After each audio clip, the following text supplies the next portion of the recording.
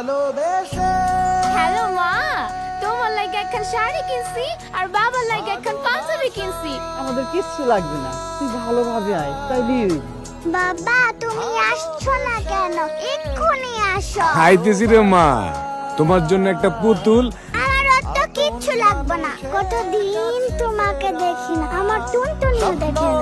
এই ভাই ভাই একটু উঠলেন না ভাই। ফিরবে ঘরে। আপনি কত দূর?